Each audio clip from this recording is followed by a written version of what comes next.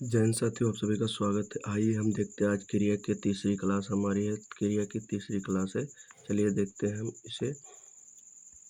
ये हमारे निश्चित, हमने आपको और एक करा दिए थे, आज से नहीं, ये शुरू कर रहे हैं निश्चित बोधक क्रिया। ठीक है, निश्चित बोधक क्रिया। इसमें क्रिया की निश्चितता का बोध होता है। जैसे तुम देर करोगे तो मैं चलता बनूंगा। ठीक है, इसमें इस प्रकार के उदाहरण है। आरती ने कहा कि वह वर्दी हासिल करेगी।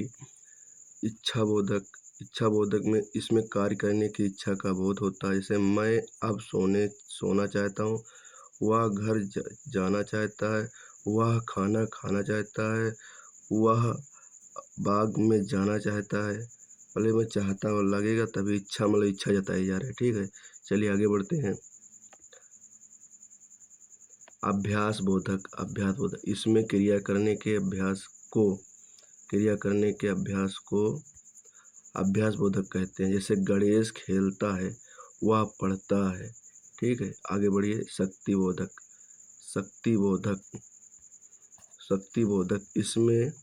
इससे क्रिया करने की शक्ति का भाव होता है या कार्य क्षमता का भाव होता है। जैसे रीता बर्तन धो सकती है, अमित चल सकता है, मतलब आशा लगाई गई है। ठीक है, चलिए आगे बढ़ते हैं। पुनरावृत्ति बोधक, इसमें सम्मान ध्वनिक बोधक होता है।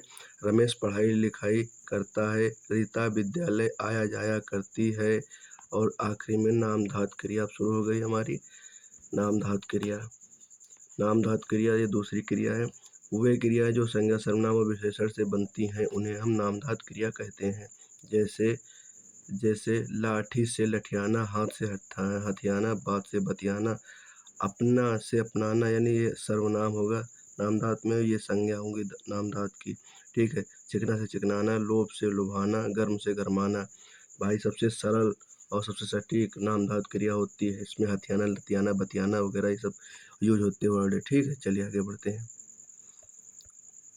अगर आप नए हैं तो हमारे चैनल को जरूर विजिट करिएगा, क्योंकि आप लोगों के लिए हम विधिवतपूर्ण तरीके से क्लास लाते हैं और अच्छे नोट्स भी लाते हैं मेरे भाई।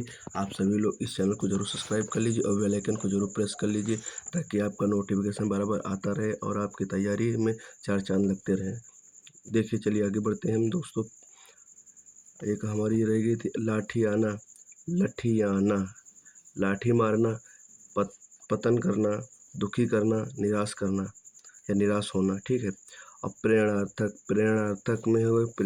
क्रिया में जब कर्ता स्वयं कार्य न करके किसी दूसरे को कार्य करने के लिए प्रेरित करता है, तब वह उसे प्रेरणार्थक क्रिया कहते हैं। मतलब स्वयं न करके दूसरे को करने को प्रेरणार्थक क्रिया कहते हैं। प्रेरणार्थक क्रिया।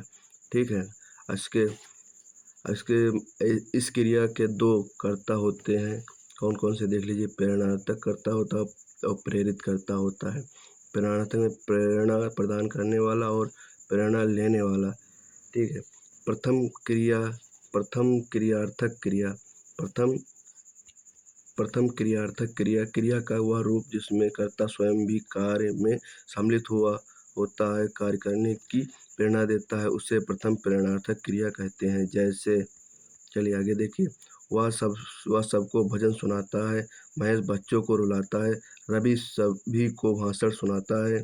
ठीक है, अब द्वितीय देख लीजिए। द्वितीय प्रेरणार्थक में है दोस्तों, द्वितीय प्रेरणार्थक में है भाई, जिस कर्ता स्वयं कार्य न करके दूसरे को कार्य करने की प्रेरणा देता है, वह द्वितीय प्रेरणार्थक क्रिया होती है। जैसे देख लीजिएगा।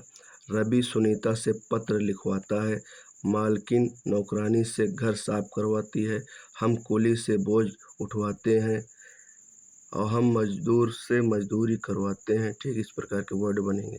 चलिए आगे बढ़ते हैं।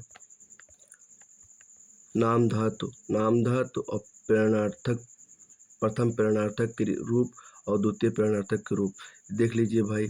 किस प्रकार कैसे से उठ या नाम धातु होगा।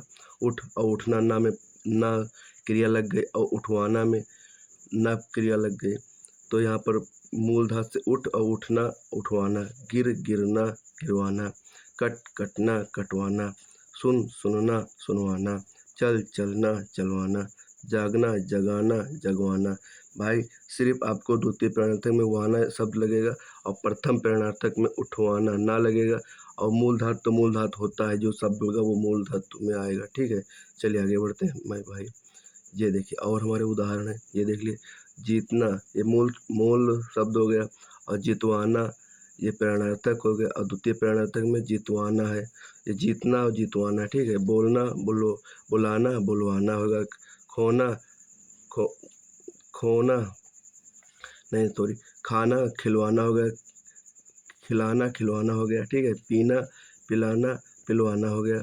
सीना सिलाना सिलवाना हो गया। ठीक है, सोना सुलाना सुलवाना हो गया। ठीक है, चलिए आगे देखते हैं मेरे भाई। पूर्वकालिक क्रिया जब कर्ता एक क्रिया को करने को समाप्त या दूसरी क्रिया करना प्रारंभ करता है, तब पहली क्रिया को पूर्वकालिक क्रिया कहते हैं। जैसे मीरा रोकर चुप हो गई, मतलब एक क्रिया हो गई, दूसरी क्रिया। मीरा रोकर चुप हो गई, ये पूर्वकालिक क्रिया में आएगा, क्योंकि एक क्रिया होकर के दूसरी क्रिया होने लगी। ठीक है, चलिए आगे बढ़ते हैं। और वह अखबार पढ़कर नहाने गया, मतलब एक क्रिया हो गई, दूसरी क्रिया। ठीक है, आप लोगों को समझने में काफ़ी मदद मिल रही होगी, आशा करता हूँ। और बच्चा दूध पीकर सो गया, मतलब एक क्रिया हो गई, दूसरी क्रिया मतलब प्रभावित है। सीमा खेलकर थक गई या घर गई। ठीक है, ये थक नहीं, ये भाई आप गलत हो गया थोड़ा, ये मिस्टेक यहाँ पर है। यहाँ पर लिख लेना घर गई, क्या गई, घर गई। ठीक है, चलिए आगे बढ़ते हैं। पूर्वकालिक क्रिया हो गई। पुजारी जी ने कथा सुनाकर प्रसाद दिया, यहाँ पर इतना ये पूर्व हो गया और ये दूसरी क्रिया हो गई। ठीक है, पूर्वकालिक क्रिया हो गई। ठीक है, चलिए दोस्तों, आशा है कि आप सभी लोगों को ये वीडियो अच्छा लगा होगा, और आप लोग ज़्यादा से ज़्यादा शेयर करेंगे और लाइक करेंगे और चैनल को सब्सक्राइब करेंगे और बेल आइकन को ज़रूर प्रेस करेंगे। मेरे दोस्तों, आशा है कि सभी लोग को ये वीडियो बहुत बहुत पसंद आया होगा, और आप लोग इसे अपने नोट्स भी तैयार कर सकते हैं, और ये सभी एग्जामों के लिए कारगर है मेरे भाई।